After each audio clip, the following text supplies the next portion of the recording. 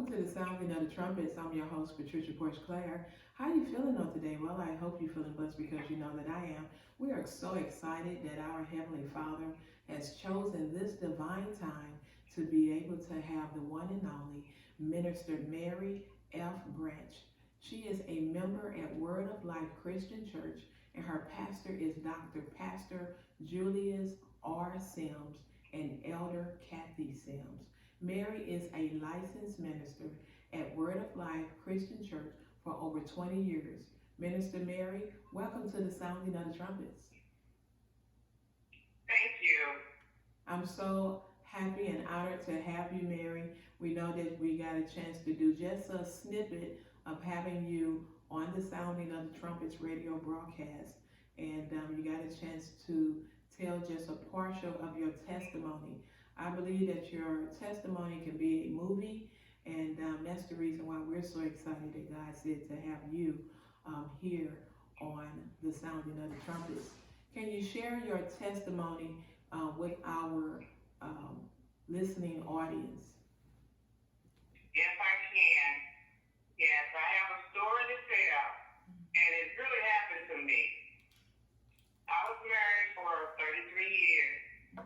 Out of the 33 years, we had our good times and our bad times, which all marriages do. There's no perfect marriage, you know. The last 2 years of our marriage was the battle of change.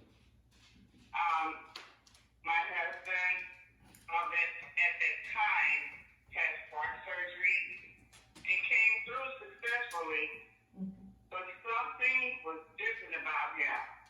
He made mention that he was still here and nothing had changed. And I was like, what do you mean? And his health was okay, but his attitude was so different. In the conversation we did have, he said that he was not happy. We had a tax business, and he wanted it to excel more than what it had done.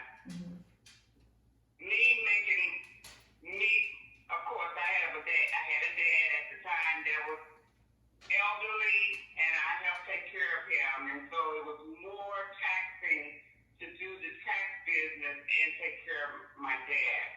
And then my health was not great at the time. I began questioning people who had heart surgery to find out if there was a difference at the time in the person, because he was very strange. He was acting as if he didn't want to be around me, you know. I began doing things without him because he was doing things without me. I mostly took care of my dad. Our conversation and our communication was gone. Wow. September 1st, 2013, it happened. He decided he wanted not to be married with me. He wanted to live divorce. He didn't come home the night before. So when he came in that morning, I noticed that his ring was gone. It was off. He began saying that we were over. And I was like, what do you mean? And he said he was tired. He didn't want to go through a relationship anymore. Knowing I was sick, very sickly at the time, I mentioned our vows to him, and through that, he was like, okay. And I said, remember, in sickness and in health? And he said, okay, I know this. I know that, you know. So then I asked, who was she? Did I know her? He said, no, you don't know her. And I was like, okay, so my next question is, how long has this been going on? He said, about 3 months. You know, I was mad, so I told him to leave. Yes. I helped him pack his clothes, plus I put the rings in there, the wedding rings. Wow. He made a phone call to her and asked her to come and get him, and and I asked him for my keys. Wow. He said that he needed someone to take care of him. He was getting older, and then I said, well, okay, I thought that's what I was doing, we take care of each other. Right. And he said, no, he said, I need somebody much younger. And I was upset, but I kept my tears back until he left. Days went by, and I thought that eventually we would be able to talk and try to see what the problem was. But of course, he didn't want to talk. He didn't want to talk about it.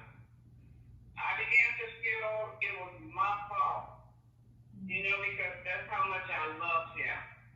Yes. What did I do? I knew I was sickly, and I was taking care of my dad, which he also helped. He helped sometimes. I did my best to love him and honor him and cherish him as the Word of God speaks. Yes. I didn't know what to do. What happened? It wasn't enough. Divorce. I never thought I would go through a divorce.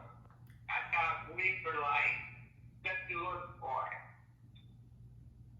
We were meant to be together forever, working in ministry and bond together with the love that God had brought between us two. We were both in the ministry together.